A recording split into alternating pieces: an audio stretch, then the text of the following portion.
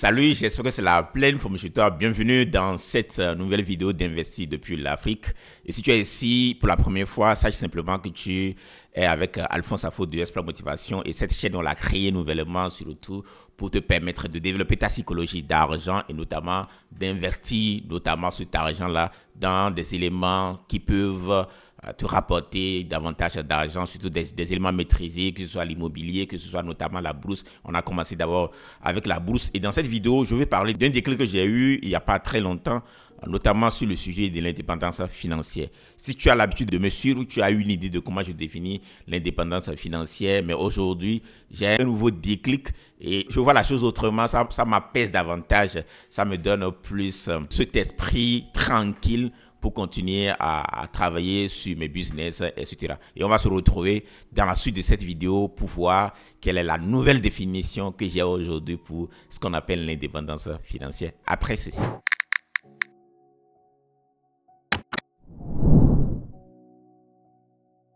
Bon retour à toi dans cette vidéo. Si tu n'étais pas encore abonné, n'hésite pas à t'abonner et surtout active la cloche de notification pour être tenu au courant de nos prochaines parutions pratiques comme celle-ci.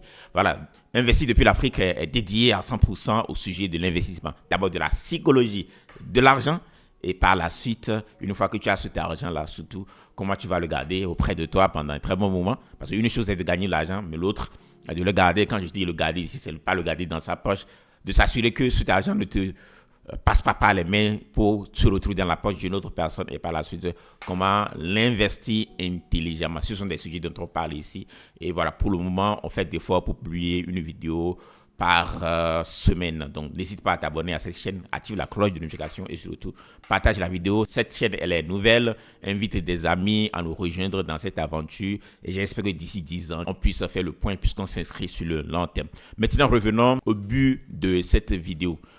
Hier, si on me posait la question, Alphonse, c'est quoi l'indépendance financière? Cette définition, je l'ai beaucoup plus tirée de Robert Kiyosaki. Ce n'est rien d'autre qu'à une certaine étape de ta vie, à un certain moment de ta vie, tu n'as plus besoin de travailler avant de subvenir à tes besoins. Un exemple très simple, si tu as besoin d'environ $1000 par exemple par mois pour subvenir à tes besoins, et si tu t'arrêtes de travailler, si tu arrêtes de travailler aujourd'hui, est-ce que tu as mis en place un système? Par exemple, voilà, tu as des investissements en immobilier, tu as des investissements en bourse, tu as une équipe quelque part qui travaille pour toi, qui ne nécessite pas ta présence avant de continuer à fonctionner pour que tu aies ces $1000 par mois. Si la réponse à cette question, elle est oui, tu es indépendant sur le plan financier. Mais je sais, ce n'est pas que je remets en cause totalement cette définition-là, mais la dernière fois, j'étais en train d'échanger avec un monsieur, je lui disais que moi, d'ici, voilà, je vais avoir bientôt 40 ans, donc du coup, d'ici 10 ans, je me vois à la retraite, ou bien d'ici 5 ans, je me vois à la retraite. Et il m'a retoqué ceci, non, oui, tu le dis, mais la retraite, à vrai dire, est-ce que les gens vont à la retraite? C'est une manière de dire que tu vas continuer à être actif d'une manière ou d'une autre. Donc, ça veut dire que même quand je prends le père de la définition de l'indépendance financière, moi, je l'appelle Robert Kiyosaki, qui en a parlé, c'est de lui, je le tire, cette première définition-là. Je me suis rendu compte que quand, dans un livre, il dit qu'il a atteint l'indépendance financière, qu'il allait à la retraite 5 ans après, mais tous ces temps après, il a continué à faire des vidéos, par exemple. Il a continué à animer des conférences. Il a continué à écrire. Il a écrit de nouveaux livres après que moi je l'ai découvert. Et écrire un livre, faire des conférences, ce n'est pas être au repos, ça. Autrement dit, oui, il se dit à la retraite, mais il a été toujours actif. Donc, tout ça m'a permis de remettre plus ou moins en cause cette définition de l'indépendance financière, même de la richesse, parce que celui qui a d'argent veut davantage en avoir. Je ne sais pas si tu comprends. D'accord? Celui qui a d'argent veut davantage en avoir. Donc, autrement dit, tant qu'il va continuer à courir après ce million de plus, ces milliards de plus.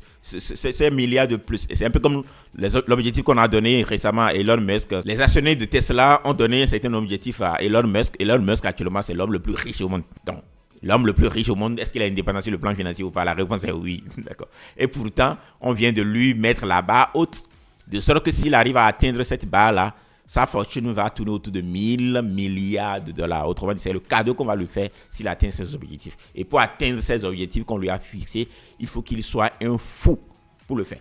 Autrement dit, plus les gens vont avoir d'argent, plus ils vont en vouloir davantage. Donc, cette question d'indépendance financière, parce que l'indépendance ici, la liberté ici, c'est franchement d'être libre, doit normalement avoir son autre sens. Et son autre sens, voilà comment je le vois. Chaque dollar, chaque franc CFA que tu arrives à mettre de côté chaque mois te rend indépendant. Te rend indépendant de la sollicitation de quelqu'un. Te rend indépendant du fait que un de tes enfants, si tu en as, tombe malade et que tu n'aies pas besoin de solliciter quelqu'un avant de l'amener à l'hôpital. Te rend indépendant de cette panne d'essence. Te rend indépendant du fait que tu perds au boulot. Donc du coup, s'il y a quelque chose qui doit être la base, le fondamental, après avoir travaillé dur et gagné de l'argent, le deuxième élément que je voudrais partager avec toi dans cette vidéo qui est la plus importante, c'est combien tu arrives à mettre de côté. Autrement dit, je vais utiliser ce thème-là que j'ai déjà utilisé plusieurs fois. Tu dois avoir un matelas de sécurité. Et ce matelas de sécurité ne dépend pas de combien tu gagnes. Le blocage de la plupart, souvent, c'est que le jour où je vais commencer par gagner tel montant, je vais commencer par mettre tel montant de côté. Non, c'est faux. Même si c'est un $10, un $20, un $30, un $50 que tu arrives à mettre de côté, assure-toi de le faire de façon régulière. Donc, dans ta vie, tu dois faire ce diagnostic-là et de t'assurer de combien tu en as besoin pour subvenir à tes besoins basiques de façon mensuelle. Et cette quantité d'argent, tu dois l'avoir dans un compte bancaire. Épargne, pourquoi pas. Si encore c'est sur les brokers d'investissement, parce que quand on prend les plateformes sur lesquelles on va faire des investissements, des brokers comme Interactive Broker par exemple, le cash que tu laisses est rémunéré environ à 4% l'an. C'est-à-dire l'argent que tu n'as pas investi, que tu as laissé sur une plateforme comme Interactive Broker, te rapporte un 4% l'an. Donc si tel est le cas, assure-toi que cet argent en cash, donc si tu as besoin, tu peux le toucher tout de suite là, et quelque part. Même si c'est pour le premier mois, même si c'est pour 2 mois, même si c'est pour 3 mois, même si c'est pour 4 mois, même si c'est pour 6 mois. C'est ça ton indépendance. Le fait que dans l'immédiat, parce que tu viens de perdre ton boulot, le fait que dans l'immédiat, tu viens de perdre ton boulot, tu viens de faire faillite dans ton business, etc. Que tu ne sois pas dans le besoin de commencer par solliciter quelqu'un, te donne une certaine indépendance. Et puisqu'il est question d'argent, tu es indépendant sur le plan financier. Je ne sais pas si tu comprends.